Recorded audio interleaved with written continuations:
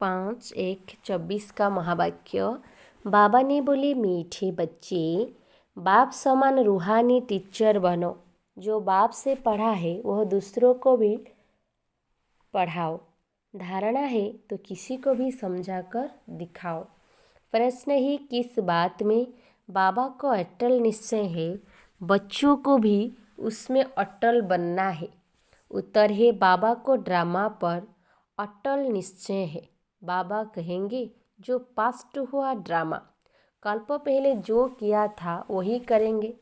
Drama तुम्हें ऊपर नीचे नहीं करने देगा। परंतु अभी तक बच्चों की अवस्था ऐसी बनी नहीं है, इसीलिए मुख से निकलता है, ऐसे होता तो ऐसा करते, पता होता तो यह नहीं करते। बाबा कहते, बीती को चितो नहीं, आगे के लिए पुरुषार्थ करो कि ऐसी कोई भूल फिर से न हो। ओम शांति। रूहानी बाप रूहानी बच्चों को बैठ समझाते हैं। बाप खुद कहते हैं, मैं जब आता हूँ तो किसको पता नहीं पड़ता, क्योंकि मैं हूँ गुप्त। गर्भ में भी जब आत्मा प्रवेश करती है तो प्रवेश होने का मालूम थोड़े ही पड़ता है। तिथि तारीख निकल न सके। जब गर्भ से बाहर निकलती है तब वह तिथि तारीख निकलती है, तो बाबा की प्रवेशता की तिथि तारीख का भी पता नहीं लगता। कब प्रवेश किया, कब रथ में पधारे, कुछ पता नहीं पड़ता।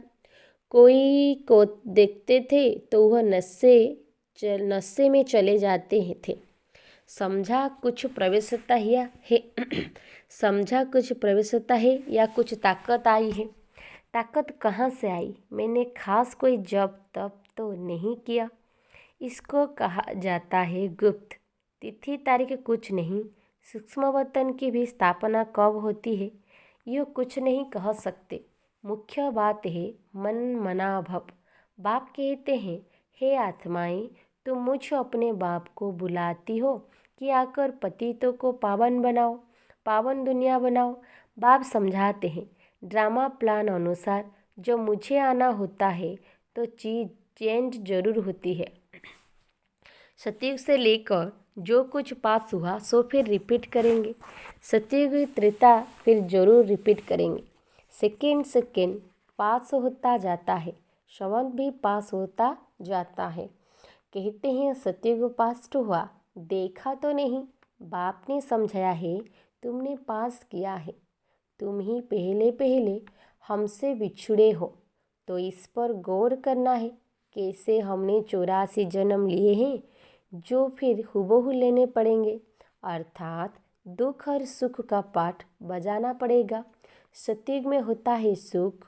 जब मकाना पुराना होता है तो कहाँ से छत बहती है, कहाँ से कुछ होता रहता है, तो फुरना हो जाता है कि इसकी मरामती करनी है। जब बहुत पुराना हो जाता है तो समझा जाता है ये मकान रहने लायक नहीं है। नई दुनिया के लिए ऐसे नहीं कहेंगे। अब तुम नई दुनिया में चलने के लायक बनते हो। हर चीज़ पहले नई फिर पुरानी होती है। अब तुम बच्चों को यह ख्याल में आता है और कोई तो इन बातों को समझ न सके। गीता रामायण आदि सुनाते रहते हैं, उसमें ही बिजी रहते हैं। हम भी इन्हीं धंधों में बिजी थे। अब बाप ने कितना समझदार बनाया है। बाबा कहते हैं, बच्चे, अब यह पुरानी दुनिया ख़त्म होने वाली है, अब नई दुनिया में चलना है।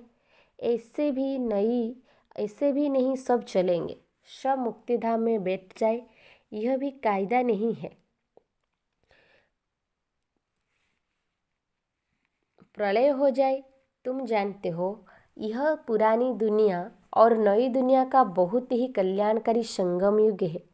अब चेंज होनी है, फिर शांति धाम में जाएंगे। वहाँ सुख के वासना की भी कोई बात नहीं। गायन है, यज्ञ में विघ्न पड़े सो तो पढ़ते रहते हैं, कल्प के बाद भी पढ़ते रहेंगे। तुम अब पक्के हो गए हो, यह स्थापना विनाश का कोई छोटा काम नहीं है। विघ्न किस बात में पड़ते हैं? बाप कहते हैं काम महाशत्रु है, इस पर ही अत्याचार होते हैं। द्रौपदी की भी बात है ना, ब्रह्मचर्य पर ही सारी खिटपिट है। शतप्रधान से तमोप्रधान बनना है जरूर, सीढ़ी उतरनी है, पुरानी दुनिया होनी है जरूर। इन सब बातों को तुम ही समझते हो और सिमरण भी करते हो और पढ़कर पढ़ाना भी है। टीचर बनना है जरूर, नॉलेज बुद्धि में है तब पढ़कर टीचर बनते हैं। फिर टीचर से जो सीखकर होशियार होते हैं तो गवर्नमेंट उसको पास करती है। तुम भी टीचर हो, बाप ने तुमको टीचर बनाया है। एक टीचर क्या कर सकते हैं? तुम सब रूहानी टीचर। तो बुद्धि में नॉलेज होनी चाहिए। ज्ञान तो बिल्कुल एक्यूरेट है मनुष्य से देवता बनने का। अभी जितना तुम बच्चे बाप को याद करते हो तो लाइट आती रहती है, मनुष्य को साक्षात्कार होता रहेगा, क्योंकि आत्मा प्योर बनेगी ही याद से। फिर किसको साक्षात्कार भी हो सकता है।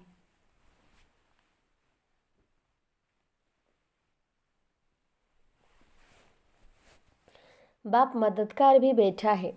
बाप हमेशा बच्चों का मददगार है। पढ़ाई में नंबरवार है। हर एक अपनी बुद्धि से समझ सकते हैं मेरे में कितनी धारणा है। अगर धारणा है तो किसी को समझा कर दिखाओ। यह है धन। धन देते नहीं तो कोई मानेंगे भी नहीं कि इनके पास धन है। धन दान करेंगे तो महादानी कहेंगे।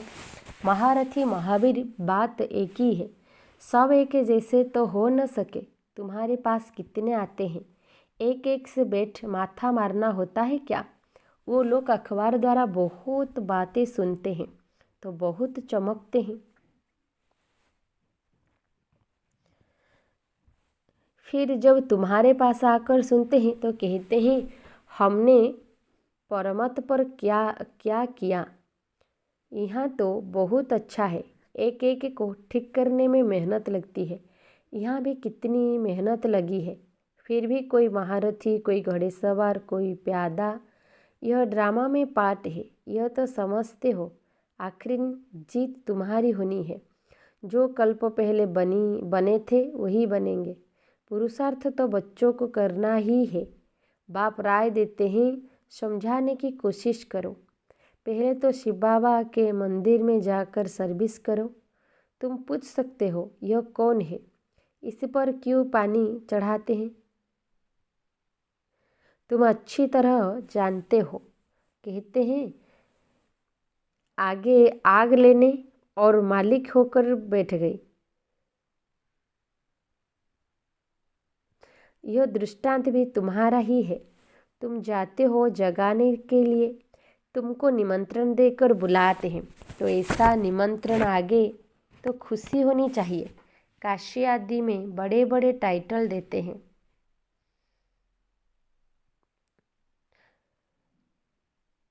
तुमको निमंत्रण देकर बुलाते हैं तो ऐसा निमंत्रण आए तो खुशी होनी चाहिए। काशी आदि में बड़े बड़े टाइटल देते हैं। भक्ति में कितने ढेर मंदिर है। यह भी एक धंधा है। कोई अच्छी स्त्री देखी तो उनको गीता कंठ कराए आगे कर देते हैं। फिर जो कमाई होती है वह मिल जाती है कुछ भी नहीं। रिद्धि सिद्धि बहुत सीखते हैं। ऐसे स्थानों पर जाना चाहिए। तुम बच्चों को कभी शास्त्रार्थ नहीं करना चाहिए। तुमको तो जाकर बाप का परिचय देना है। मुक्ति जीवन मुक्ति दाता एक है, उनकी महिमा करनी है। वो कहते हैं अपने को आत्मा समझ, मुझे याद करो। बाकी मनमना भव का अर्थ यह नहीं है कि गंगा में जाकर स्नान करो। मामेकम का अर्थ है मुझ एक को याद करो। मैं प्रतिज्ञा करता हूँ मैं तुमको सब पापों से मुक्त करूँगा। जब से रावण आया है तब से पाप शुरू हुए हैं। तो उच्च पद पाने का बहुत पुरुषार्थ करना है। पोजीशन के लिए मनुष्य रात दिन कितना माथा मारते हैं। यह भी पढ़ाई है, इसमें कोई किताब आदि उठाने की बात नहीं है। 84 जन्म का चक्र तो बुद्धि में आ गया है, कोई बड़ी बात नहीं है। एक एक जन्म की डिटेल थोड़े ही बताते हैं। 84 जन्म पूरे हुए, अब हम आत्माओं को वापस घर जाना है। आत्मा जो पतित बनी है उनको पावन जरूर बनना है। सबको यही कहते रहो, मामेकम याद करो। बच्चे कहते हैं बाबा योग में नहीं रह सकते, और ये तुमको सम्मुख कह रहा हूँ, मुझे याद करो। फिर योग अक्षर तुम क्यों कहते हो? योग कहने से ही तुम भूलते भी हो। बाप को याद कौन नहीं कर सकता? लौकिक माँ बाप को कैसे याद करते हो? यह भी माँ बाप है ना, यह भी पढ़ते हैं। सरस्वती भी पढ़ती है। पढ़ाने वाला एक बाप ही है। तुम जितना पढ़ते हो फिर औरों को समझाते हो। बाप कहते हैं बच्चे शास्त्र पढ़ने जप तप करने से मुझे प्राप्त नहीं कर सकते हो, बाकी फ़ायदा क्या है? सीढ़ी तो उतरते ही आते हो, तुम्हारा कोई दुश्मन नहीं। फिर भी तुमको समझाना है जरूर कि पाप और पुण्य कैसे जमा होता है। रावण राज्य के बाद ही तुमने पाप करना शुरू किया है। ऐसे भी बच्चे हैं जिनको नई दुनिया पुरानी दुनिया क्या है यह भी समझाने नहीं आता है। अब बाप कहते हैं कि बेहद के बाप को याद करो, वही पतित पावन है।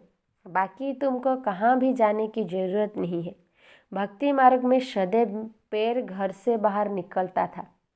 पति स्त्री को कहते हैं श्री कृष्ण का चित्र घर में भी है, फिर बाहर क्यों जाती हो? क्या फ़र्क है? पति परमेश्वर है, इसको भी नहीं मानते। भक्ति मार्ग में बहुत दूर दूर ऊंचा मंदिर बनाते हैं जो मनुष्य का भाव बैठे। तुम समझाते हो मंदिर में कितना धक्का खाते हैं। यह एक रस्म पड़ी है। शिव काशी में तीर्थ करने जाते हैं परंतु प्राप्ति कुछ भी नहीं। अब तुमको तो बाप की श्रीमत मिलती है, तुमको कहाँ भी जाना नहीं है। पतियों का पति परमेश्वर वास्तव में वो एक ही है जिसको तुम्हारे पति काके मामे सब याद करते हैं। वह है पति परमेश्वर अथवा पिता परमेश्वर। वह तुमको कहते हैं मामेकम याद करो तो तुम्हारे विकर्म विनाश होंगे। तुम्हारी ज्योत अब जग रही है तो तुम्हारे से मनुष्य को लाइट देखने में आती है, तो बच्चों का भी नामवाला होना चाहिए। बाप बच्चों का नाम तो वाला करते हैं ना। स्वदेश बच्ची समझाने में बड़ी तिखी है। पुरुषार्थ बहुत अच्छा किया है तो पुरानों से भी आगे गई है। इसमें भी जास्ती पुरुषार्थ कर आगे चली जाएगी। सारा मदार पुरुषार्थ पर है। हार्टफेल नहीं होना चाहिए। पिछाड़ में आया तो भी सेकंड में जीवन मुक्ति पा सकते हैं। दिन प्रतिदिन ऐसे बहुत निकलते रहेंगे। ड्रामा में तुम्हारा विजय का पाठ तो है ही, विघ्न भी पड़ने हैं, और कोई सत्संगों में ऐसे विघ्न नहीं पड़ते हैं। यहाँ विकारों पर ही हंगामा होता है। गायन भी है, अमृत छोड़ विष काहे को खाए। ज्ञान से एक देवी देवता धर्म की स्थापना हो जाती है। सतयुग में रावण राज्य हो न सके, समझानी कितनी साफ है। राम राज्य के बाजू में ही रावण राज्य भी दिखाया है। तुम टाइम भी दिखाते हो। यह संगम, दुनिया बदल रही है। स्थापना पालना विनाश कराने वाला एक बाप है बहुत सहज, परंतु धारणा पूरी होती नहीं और सब बातें याद रहती है, बाकी ज्ञान और योग भूल जाता है। तुम ऊंचते ऊंच भगवान की संतान हो। दिन प्रतिदिन तुम सालवंटे होते जाते हो। धन मिलता है ना, खर्चा भी आता जाता है। बाबा कहते हैं हुंडी भरती जाएगी। कल्प पहले मिसल ही तुम खर्चा करेंगे। कम ज़्यादा ड्रामा करने नहीं देगा। ड्रामा पर बाबा का अटल निश्चय है। जो पास्ट हुआ ड्रामा। ऐसे नहीं कहना चाहिए ऐसा होता था, यह नहीं करते थे। अभी वो अवस्था आई नहीं है। कुछ न कुछ मुख से निकल जाता है, फिर फील होता है। बाबा कहते हैं बीती को चित्तो नहीं, आगे के लिए पुरुषार्थ करो कि ऐसी भूल फिर न हो। इसीलिए बाबा कहते हैं चार्ट लिखो, इसमें बहुत कल्याण है। बाबा ने एक को देखा, सारी जीवन कहानी लिख रहे थे। समझते हैं बच्चे सीखेंगे। यहाँ फिर श्रीमत पर चलने में ही कल्याण है। यहाँ झूठ भी चल न सके। नारद का मिसाल। चार्ट से फ़ायदा बहुत है। बाबा फरमान करते हैं तो बच्चों को फरमान पर चलना चाहिए। अच्छा, मीठे मीठे सिक्के लदे बच्चों प्रति माता पिता बाप दादा का याद प्यार और गुड मॉर्निंग। रूहानी बाप की रूहानी बच्चों को नमस्ते। हम रूहानी बच्चों की रूहानी बाप दादा को याद प्यार गुड मॉर्निंग, नमस्ते नमस्ते नमस्ते। धारणा के लिए मुख्य सार पॉइंट नंबर 1 है ज्ञान धारण कर दूसरों को समझाना है। ज्ञान धन दान करके महादानी बनना है। किसी से भी शास्त्रार्थ न कर बाप का सत्य परिचय देना है। पॉइंट नंबर 2 है तुम्हें बीती बातों का चिंतन नहीं करना है। ऐसा पुरुषार्थ करना है जो फिर कभी भूल ना हो। अपना सच्चा चार्ट रखना है। वरदान है योग द्वारा ऊंची स्थिति का अनुभव करने वाले डबल लाइट फरिश्ता भव। आप राजयोगी बच्चे योग में ऊंची स्थिति का अनुभव करते हो। हठयोगी फिर शरीर को ऊंचा उठाते हैं। आप कहाँ भी रहते ऊंची स्थिति में रहते हो, इसीलिए कहते योगी ऊंचा रहते हैं। आपके मन की स्थिति का स्थान ऊंचा है क्योंकि डबल लाइट बन गए। वैसे भी कहा जाता है कि फरिश्तों के पांव धरती पर नहीं होते। फरिश्ता अर्थात जिसका बुद्धि रूपी पांव धरती पर न हो, देवभान में न हो, पुरानी दुनिया से कोई लगाव न हो। स्लोगन अभी दुआओं के खाते को संपन्न बना लो तो आपके चित्रों द्वारा सबको अनेक जन्मों दुआएं मिलती रहेगी। अभी दुआओं के खाते को संपन्न बना लो तो आपके चित्रों द्वारा सबको अनेक जन्म दुआएं मिलती रहेगी। अच्छा, ओम शांति ओम शांति। अव्यक्त साइलेंस द्वारा डबल लाइट फरिश्ता स्थिति का अनुभव करो। फरिश्ता स्थिति का अनुभव करने के लिए अभी आवाज़ में आते, डिस्कस करते, कैसे भी वातावरण में रहते, सेकेंड में सर्व संकल्प को स्टॉप कर आवाज़ से परे न्यारे फरिश्ता स्थिति में टिक जाओ। अभी कर्मयोगी, अभी फरिश्ता अर्थात आवाज़ से परे अव्यक्त साइलेंस की अनुभूति। यही अभ्यास लास्ट पेपर में विजयी बनाएगा। अच्छा, ओम शांति ओम शांति।